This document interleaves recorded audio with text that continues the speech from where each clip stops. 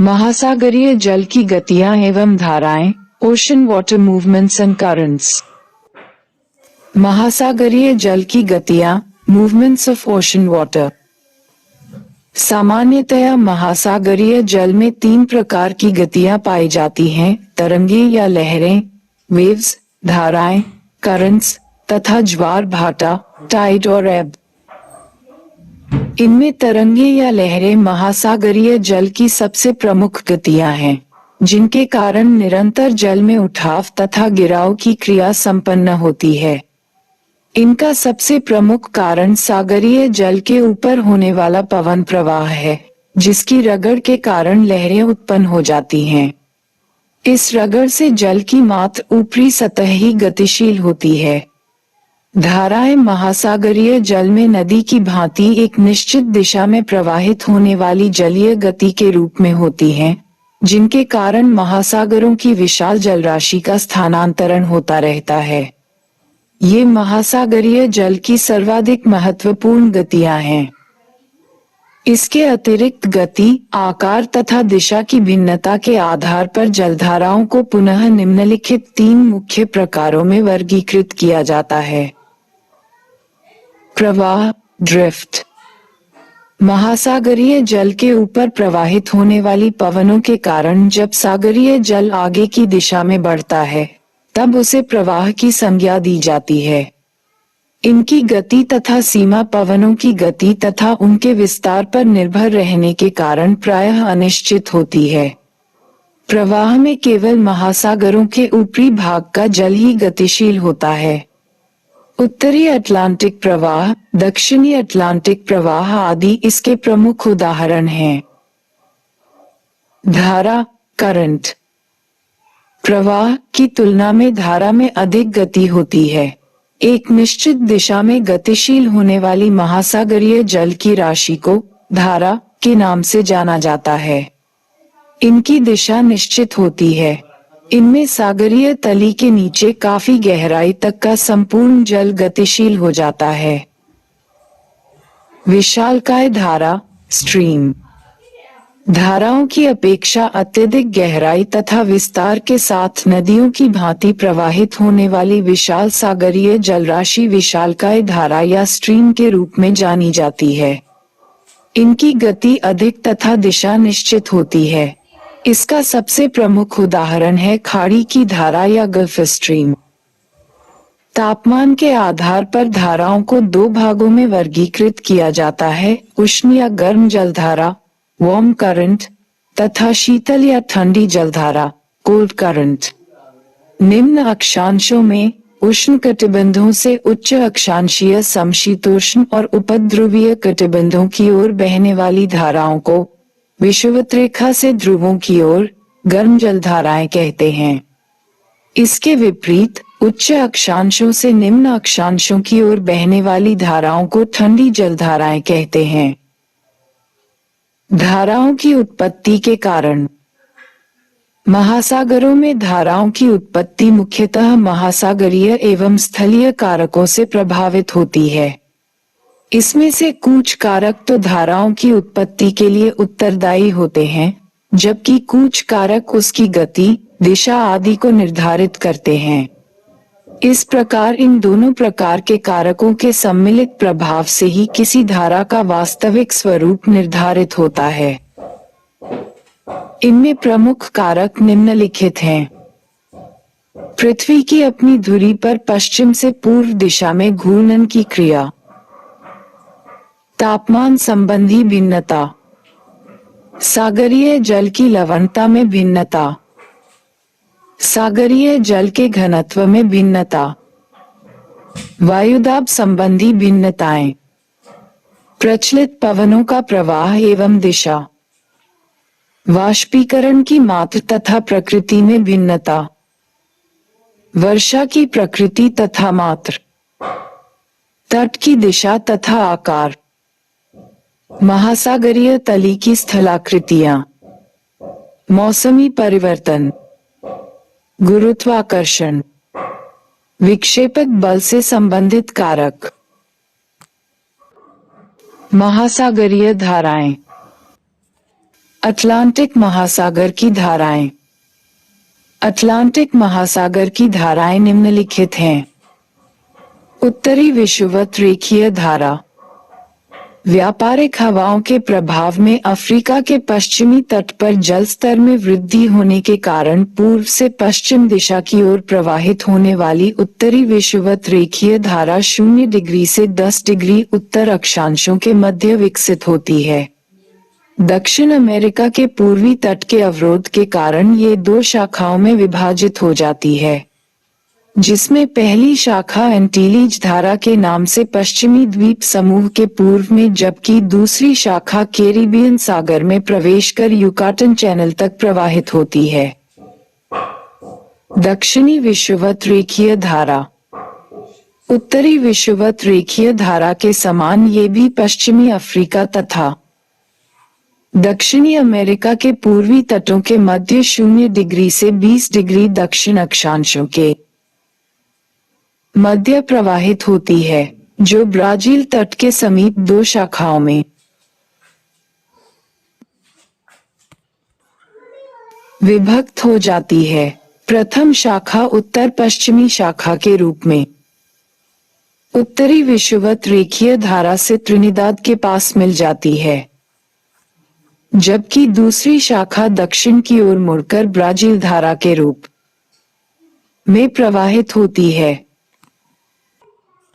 प्रति विषुवत रेखीय धारा। भूमध्य रेखीय भाग में उत्तरी तथा दक्षिणी विषुवत रेखीय धाराओं के मध्य पश्चिम से पूर्व दिशा में चलने वाली धारा को प्रति विषुवत रेखीय धारा कहते हैं। ब्राजील तट के पास उत्तरी तथा दक्षिणी विषुवत रेखीय धाराओं के मिलने पर जलस्तर में होने वाली वृद्धि के कारण पश्चिम से पूर्व की ओर सामान्य ढाल बन जाता है, जिससे क्षतिपूर्ति धारा के रूप में प्रति विषुवत रेखीय धारा की उत्पत्ति होती है। इसे गिनी धारा के नाम से भी जाना जाता है। गल्फ स्ट्रीम या खाड़ी की धारा। ये धारा 20 डिग्री उत्तरी अक्षांश के समीप मेक्सिको की खाड़ी से उत्पन्न होकर उत्तर पूर्व दिशा की ओर 70 डिग्री उत्तरी अक्षांश तक पश्चिमी यूरोप के पश्चिमी तट तक प्रवाहित होती है। गल्फ स्ट्रीम एक विस्तृत धारा क्रम है, जिसके अंतर्गत 3 धाराओं को सम्मिलित किया जाता है। 1. फ्लोरिडा धारा। फ्लोरिडा धारा उत्तरी विषुवत रेखीय धारा का उत्तरी विस्तार है, जो युकाटन से होकर मेक्सिको की खाड़ी में पहुंचती है और वहां से फ्लोरिडा जलडमरू मध्य से होकर 30 डिग्री उत्तरी अक्षांश तक पहुंचती है। 2. Gulf stream. फ्लोरिडा धारा जब एंटीलीज धारा से मिलने के बाद हैटिस अंतरीप के आगे बढ़ती है, तो वह गल्फ स्ट्रीम के नाम से जानी जाती है। यह एक गर्म जल वाली धारा है, जिसके दाहिनी ओर सारगेसो सागर तथा बाईं ओर ठंडी जलधारा के रूप में ठंडी दीवार संयुक्त राज्य अमेरिका के तट से इसे अलग करती है। 40 डिग्री उत्तरी अक्षांश के समीप लेब्राडोर ठंडी धारा के मिलने के कारण न्यूफाउंडलैंड के समीप घना कोहरा पड़ता है। 3. उत्तरी अटलांटिक धारा 45 डिग्री उत्तरी अक्षांश तथा 45 डिग्री पश्चिमी देशांतर के समीप गल्फ स्ट्रीम कई शाखाओं में बंट जाती है, जिन्हें सम्मिलित रूप से उत्तरी अटलांटिक धारा कहते हैं, जिसमें एक शाखा नॉर्वे तट से होकर नॉर्वे सागर में चली जाती है, जबकि दूसरी शाखा इरमिंजर धारा के नाम से आइसलैंड के दक्षिण तक प्रवाहित होती है तथा तीसरी शाखा ग्रीनलैंड के पूर्व तक जाकर ग्रीनलैंड धारा से मिल जाती है। दूसरी पूर्वी शाखा पूर्व दिशा में फ्रांस तथा स्पेन तट तक पहुंचकर कई उपशाखाओं में बंट जाती है, जिसमें एक शाखा भूमध्य सागर में प्रवेश कर जाती है, जबकि दूसरी शाखा रेनिल धारा के नाम से बिस्के की खाड़ी तक जाती है। कनारी धारा। उत्तरी अफ्रीका के पश्चिम तट के सहारे मडेरिया तथा केप वर्ड के मध्य प्रवाहित होने वाली ठंडी धारा को ही कनारी धारा कहते हैं। कनारी धारा उत्तरी अटलांटिक धारा का ही बड़ा हुआ दक्षिणी भाग है। लेब्राडोर धारा। बैफिन की खाड़ी तथा डेविस जलडमरू मध्य से प्रारंभ होकर न्यूफाउंडलैंड तट से होती हुई ग्रांड बैंक के पूर्व से गुजरने वाली ठंडी धारा को लेब्राडोर धारा कहते हैं। ये 50 डिग्री पश्चिम देशांतर के पूर्व में गल्फ स्ट्रीम धारा से मिल जाती है, जिसके कारण न्यूफाउंडलैंड के समीप घना कोहरा पड़ता है। ब्राजील धारा।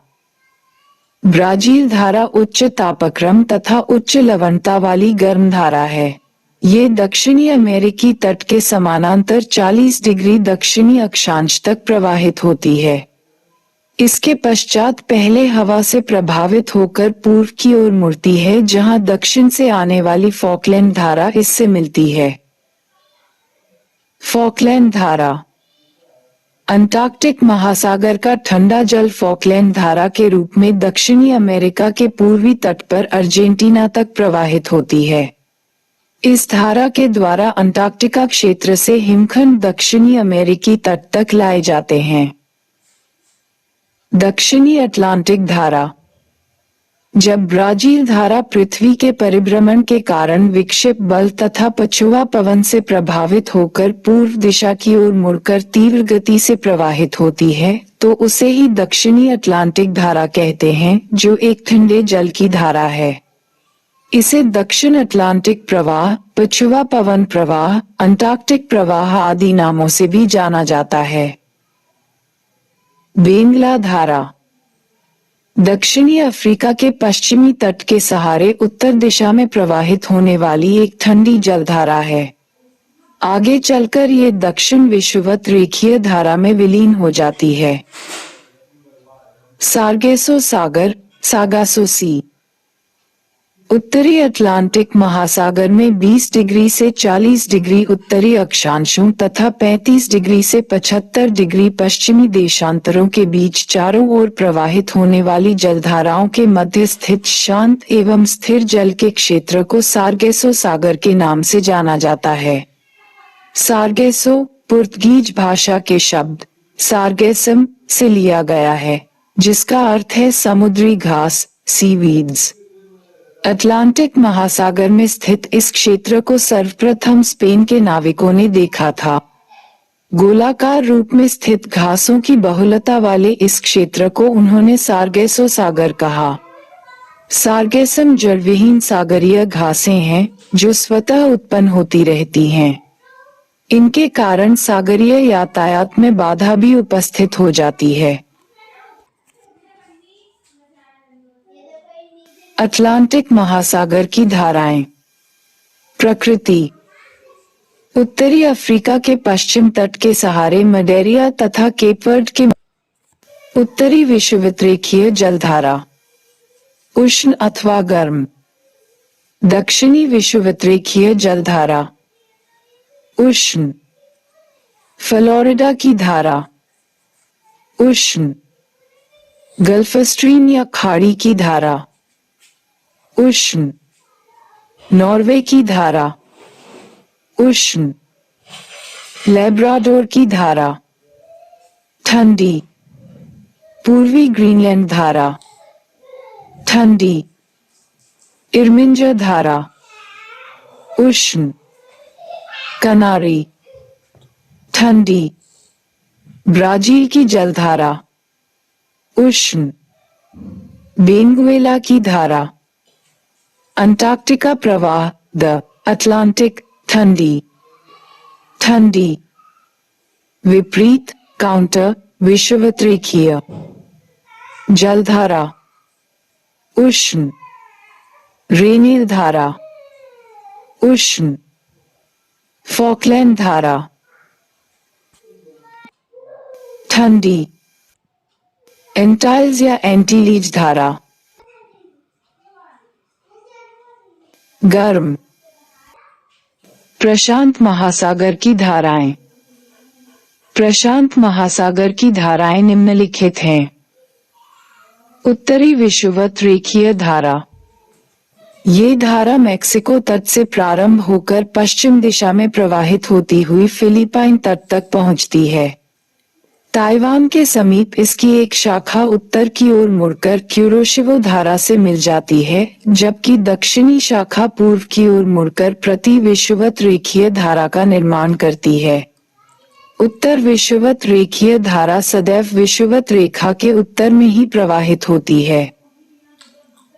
दक्षिणी विषुवत रेखीय धारा सन्मार्गी पवन के प्रभाव से उत्पन्न होकर पूर्व से पश्चिम दिशा में प्रवाहित होने वाली यह धारा उत्तरी विषुवत रेखीय धारा से प्रबल होती है। प्रतिविषुवत रेखीय धारा उत्तरी तथा दक्षिणी विषुवत रेखीय धाराओं के मध्य पश्चिम से पूर्व दिशा में प्रवाहित होने वाली धारा को प्रति विषुवत रेखीय धारा कहा जाता है। ये धारा पश्चिम में फिलीपाइन के मिंडनाओ से पूर्व में पनामा की खाड़ी तक प्रवाहित होती है, जहां पर इसकी उपशाखाएं दक्षिण की ओर मुड़कर पनामा की खाड़ी में चली जाती है। क्यूरोशिवो तंत्र गल्फ स्ट्रीम तंत्र के समान ही प्रशांत महासागर में भी क्यूरोशिवो तंत्र का पूर्ण विकास हुआ है। ये क्रम कई धाराओं से मिलकर बना है तथा इसका प्रवाह क्रम ताइवान से बेरिंग जलसंधि तक पाया जाता है। इसके अंतर्गत निम्न धाराएं सम्मिलित इंक्लूड की जाती है। क्यूरोशिवो धारा अटलांटिक महासागर की फ्लोरिडा धारा के समान प्रशांत महासागर में उत्तरी विषुवत रेखीय धारा फिलीपाइन के पास दाहिनी ओर मुड़कर उत्तर दिशा की ओर प्रवाहित होकर क्यूरोशिवो धारा को जन्म देती है, जो ताइवान के रिक्यू द्वीप तक प्रवाहित होती है। क्यूरोशिवो प्रसार 35 डिग्री उत्तर अक्षांश के समीप क्यूरोशिवो धारा पछुआ हवा के कारण जापान तट छोड़कर पूर्व की ओर मुड़कर दो शाखाओं में बंट जाती है, जिसमें एक शाखा पूर्व दिशा की ओर मुड़ जाती है। ये धारा अटलांटिक महासागर की गल्फ स्ट्रीम के समान होती है। आगे चलकर क्यूरोशिवो के साथ उत्तर से आने वाली ठंडी क्यूरोशिवो धारा से मिल जाती है। उत्तरी प्रशांत महासागरीय प्रवाह पछुआ पवन के प्रभाव में क्यूरोशिवा पूर्व की ओर निरंतर बढ़कर उत्तरी अमेरिका के पश्चिमी तट तक पहुंचती है। 150 डिग्री पश्चिमी देशांतर के पहले ही इस धारा का प्रमुख भाग दक्षिण की ओर मुड़ जाती है और थोड़ा भाग ही अमेरिकी तट तथा हवाई द्वीप के बीच प्रविष्ट हो पाता है। आगे चलने पर इसका पुनः द्विशाखन हो जाता है। उत्तरी शाखा अल्यूशियन धारा के रूप में प्रवाहित होती है, जबकि दक्षिणी शाखा कैलिफोर्निया धारा को जन्म देती है। अल्यूशियन धारा पुनः दो शाखाओं में बंट जाती है, जिसमें एक शाखा उत्तर की ओर बेरिंग सागर तक चली जाती है, जबकि दूसरी शाखा अलास्का की खाड़ी में चली जाती है।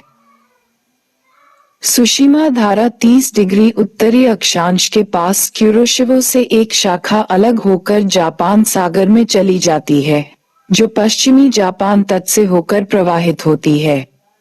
अपने उच्च तापक्रम तथा लवणता के कारण ये धारा तटीय भागों की जलवायु को काफी प्रभावित करती है। प्रति क्यूरोशिवो धारा हवाई द्वीप तथा अमेरिकी तट के मध्य क्यूरोशिवो में चक्राकार रूप बनने के कारण इसकी दिशा पश्चिमी हो जाती है, जिसके कारण इसे प्रति क्यूरोशिवो धारा कहते हैं। ओयाशिवो धारा इसे क्यूरल ठंडी धारा भी कहते हैं, जो अटलांटिक महासागर की लेब्राडोर धारा के समान बेरिंग जलसंधि से होकर दक्षिण की ओर प्रवाहित होते हुए आर्कटिक महासागर के ठंडे जल को प्रशांत महासागर में लाती है। 50 डिग्री उत्तरी अक्षांश के पास इसकी एक शाखा पूर्व की ओर मुड़कर अल्यूशियन एवं क्यूरोशियो धाराओं से मिल जाती है, जबकि दूसरी शाखा दक्षिण की ओर जापान के पूर्वी तट तक प्रवाहित होती है। जहां पर ओयाशिवो धारा क्यूरोशियो धारा से मिलती है, वहां पर कोहरा पड़ता है।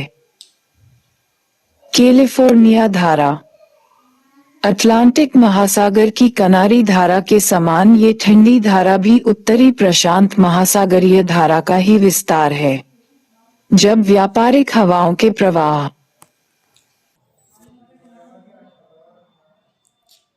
से अमेरिकी तट से जल हटकर उत्तरी विषुवत रेखीय धारा के रूप में पश्चिम की ओर प्रवाहित होने लगता है, तो तट के पास जलाभाव की पूर्ति के लिए उत्तर से दक्षिण दिशा में कैलिफोर्निया धारा चलने लगती है, जो दक्षिण में पहुंचकर पश्चिम दिशा की ओर मुड़कर उत्तरी विषुवत रेखीय धारा से मिल जाती है। पेरू धारा दक्षिणी अमेरिका के पश्चिमी तट के सहारे दक्षिण से उत्तर दिशा में प्रवाहित होने वाली ठंडी धारा को पेरू या हम्बोल्ट धारा कहते हैं। तट के पास इसे पेरू धारा तथा तट से दूर पेरू महासागरीय धारा कहते हैं, क्योंकि इस धारा की चौड़ाई लगभग 100 मील है। एल निनो एवं ला नीना 3 डिग्री दक्षिणी से 18 डिग्री दक्षिणी अक्षांशों के मध्य पेरू तट के समीप उत्तर से दक्षिण दिशा में एक गर्म एल निनो धारा की उत्पत्ति प्रत्येक 4 से 7 वर्ष के अंतराल पर पर्यावरणीय प्रतिकूल दशा में होती है।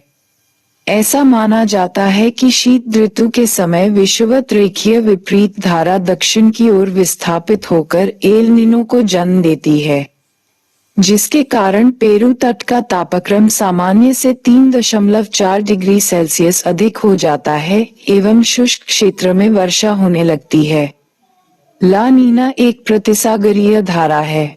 पूर्वी प्रशांत महासागर में एल नीनो का प्रभाव समाप्त होने पर पश्चिमी प्रशांत महासागर में ला नीना की उत्पत्ति होती है। इसके कारण पश्चिमी प्रशांत महासागर में एल नीनो द्वारा जनित अति सूखे की स्थिति आर्द्र मौसम में बदल जाता है, जिसके कारण इंडोनेशिया और समीपवर्ती क्षेत्रों में सामान्य से अधिक जल वर्षा होती है। ला नीनो के अधिक सक्रिय होने के कारण 1998 में भारत, चीन और बांग्लादेश में बाढ़ की स्थिति उत्पन्न हो गई थी।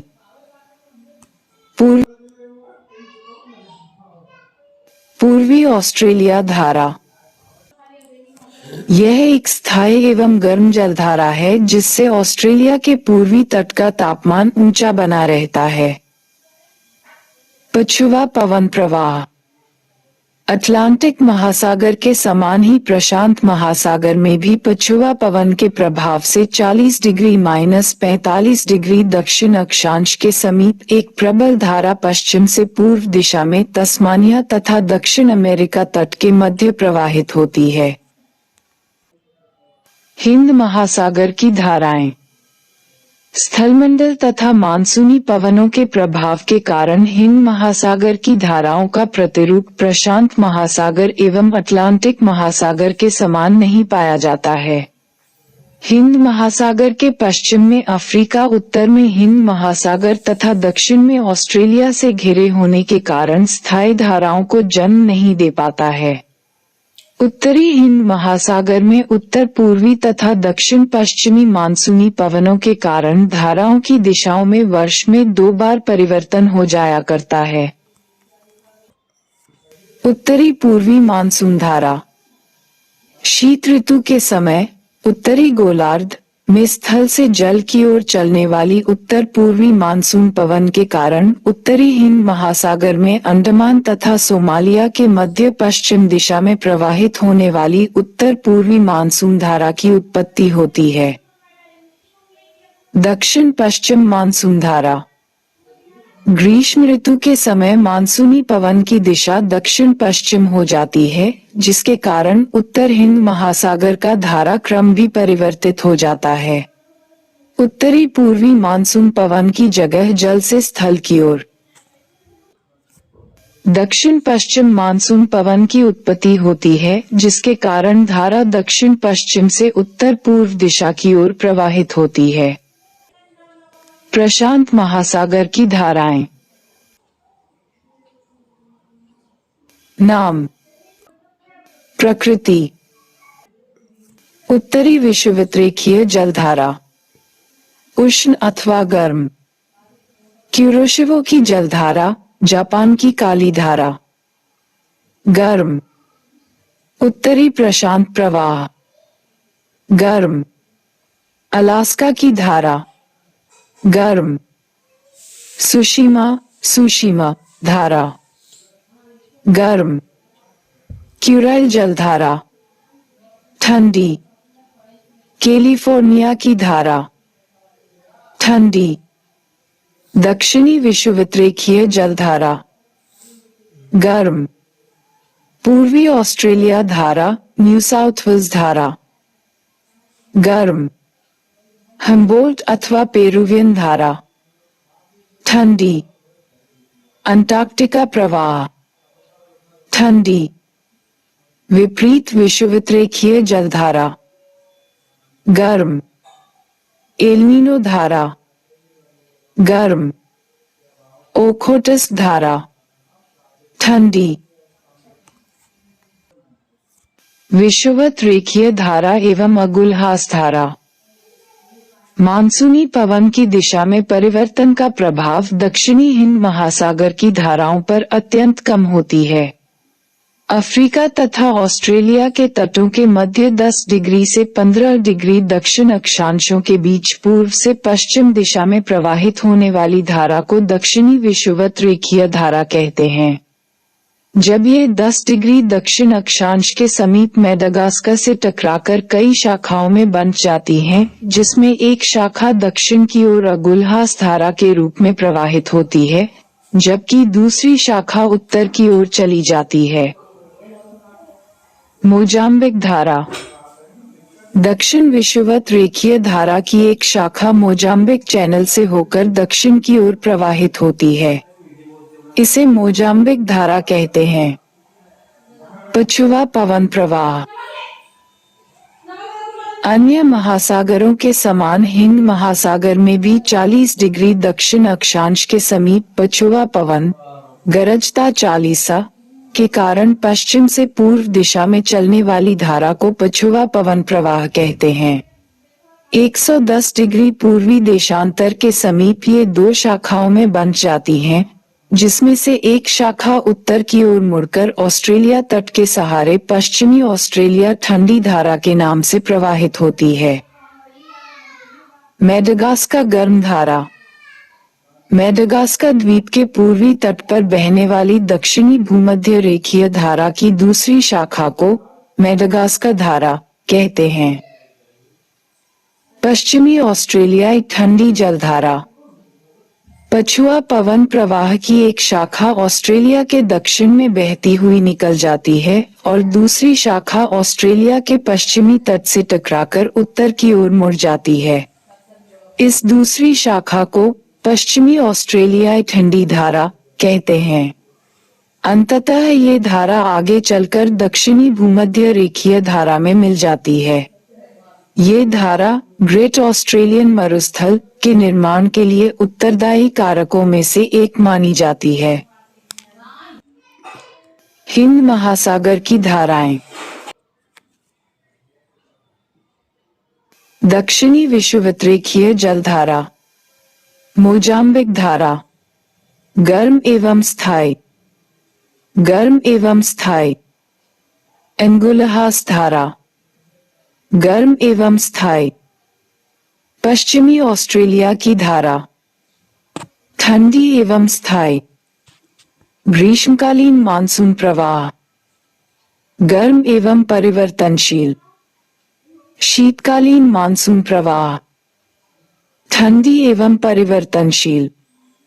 दक्षिणी हिंद धारा। ठंडी। महासागरीय जलधाराओं का प्रभाव। महासागरीय जलधाराओं के द्वारा ऊष्मा, जलवाष्प एवं संसाधनों का स्थानांतरण के साथ साथ जलीय पारिस्थितिक तंत्र भी प्रभावित होता है। निम्न अक्षांश से उच्च अक्षांश की ओर प्रवाहित होने वाली गर्म धाराएं निम्न अक्षांशों के अतिरिक्त ऊष्मा को उच्च अक्षांशों की ओर स्थानांतरित कर अक्षांशीय तापीय संतुलन लाने का प्रयास करती है, जबकि इसके विपरीत ठंडी धाराएं जहां से गुजरती हैं, वहां के तापमान को अत्यंत नीचा कर देती हैं।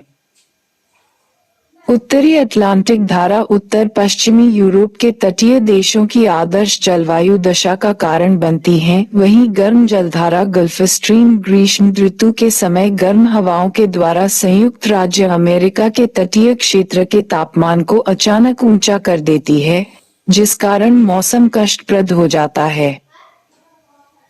गर्म धाराओं के ऊपर चलने वाली हवाएं जलवाष्प ग्रहण कर प्रभावित क्षेत्रों में वर्षा करती है। जैसे छोटा ऊपर यूरोप के तटीय भागों में उत्तरी अटलांटिक धारा तथा जापान के पूर्वी भाग में क्यूरोशिवो धारा के कारण वर्षा होती है। इसके विपरीत ठंडी धाराएं वर्षा के लिए प्रतिकूल दिशाएं उत्पन्न कर देती है। जैसे दक्षिण अमेरिका के पश्चिम तट पर अटाकामा तथा दक्षिण अफ्रीका के पश्चिम तट पर नामीब मरुस्थल की दशाओं में क्रमशः पेरू तथा बेंगुला की ठंडी धाराओं का पर्याप्त योगदान है।